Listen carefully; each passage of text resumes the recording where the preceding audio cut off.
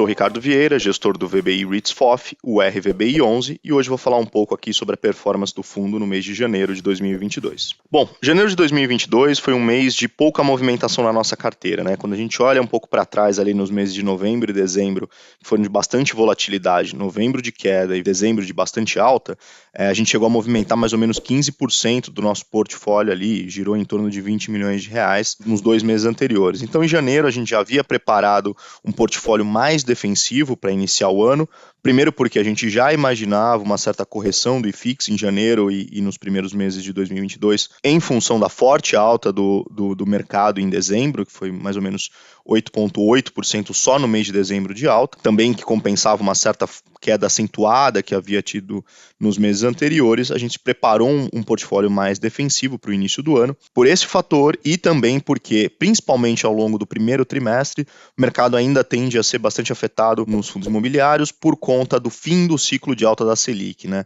Por mais que o mercado já precifique isso, né, já dê como certo a taxa Selic atingindo ali em meados de março cerca de 11,75%, até mesmo 12% ao ano, no momento em que isso acontece, naturalmente o investidor vê ali a pessoa física opções na prateleira de investimentos com um retorno mais atrativo na renda fixa e acaba trocando muitas vezes um investimento de fundo imobiliário e substituindo ele pela renda fixa. Naturalmente aí os fundos tendem a ser afetados. Marginalmente, a gente adotou uma postura defensiva e isso acho que já provou o seu valor no mês de janeiro, né? Quando a gente pega o total return, né, o retorno total da nossa carteira em janeiro, foi de 0,1% de queda contra uma queda de 1% do IFIX. Então ali a gente já conseguiu preservar bastante valor para o investidor. Com isso a gente conseguiu manter aí o dividendo em 0,75 centavos por cota, né, acima dos 10% ao ano líquidos para o investidor, que é o mesmo patamar já desde agosto do ano passado, com certa tranquilidade. Isso porque boa parte dos nossos dividendos, como a gente sempre frisa, a maior parte deles vem de uma receita recorrente da nossa carteira, né? Então a gente não tem muito peso de ficar girando muito a carteira, consequentemente os dividendos tornam-se mais estáveis e a gente tem conseguido manter ele num patamar elevado e estável ao mesmo tempo. Hoje, para você ter uma ideia, 90% da nossa distribuição de dividendos vem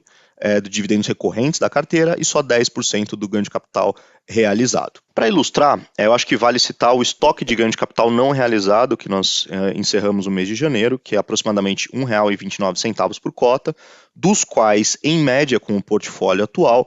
nós consumimos entre 8 a 12 centavos ali por mês, a depender das circunstâncias de cada período, realizando esse ganho de capital e distribuindo aos investidores. Naturalmente, por ser um ganho de capital não realizado, você está sujeito a flutuações do mercado, tanto para cima quanto para baixo,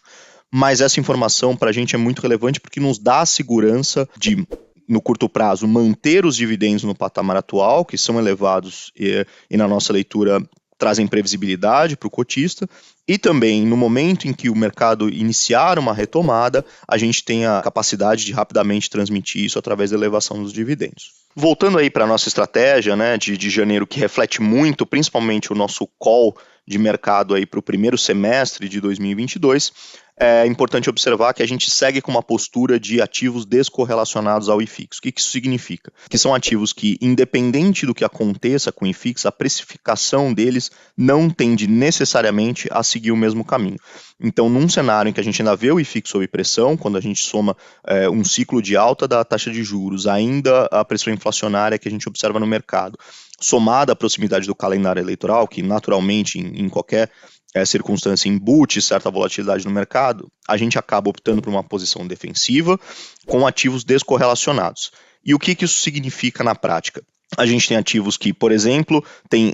gatilhos de valor que não necessariamente dependem de fatores macroeconômicos, então que tem questões muito próprias individuais de cada ativo. Aí vale citar, por exemplo, o IEC, né, o Autonomy Edifícios Corporativos, que é nós temos aproximadamente 8% da carteira, e que ele tem um fator sim de precificação naturalmente, que faz fator direto de como o mercado está sendo precificado como um todo, né, o valor dos ativos dos fundos imobiliários em geral, porque ele é um fundo imobiliário, mas ao mesmo tempo ele tem fatores internos, como por exemplo, a Vitória, já anunciada recentemente numa arbitragem com um inquilino que representa 75% da sua receita e que naturalmente vai ser repassado, os proventos que estavam sendo retidos por conta desse processo será repassado ao investidor. O patamar de dividendo recorrente desse fundo também será sensivelmente elevado no futuro próximo e na nossa leitura isso será um gatilho de valor para o ativo. Então esse é um tipo de exemplo que a gente tem de ativos que são descorrelacionados ao IFIX e é onde a gente está calcando muito a construção do nosso portfólio. Além do fato, é claro, dos fundos de CRI e do investimento direto em CRI que nosso fundo pode fazer,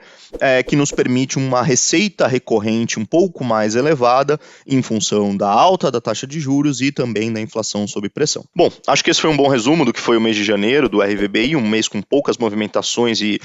a manutenção de um portfólio defensivo diante do IFIX. Convido a todos a nos acompanharem nas redes sociais, no site exclusivo do próprio fundo e nas principais plataformas de streaming. Até o próximo mês.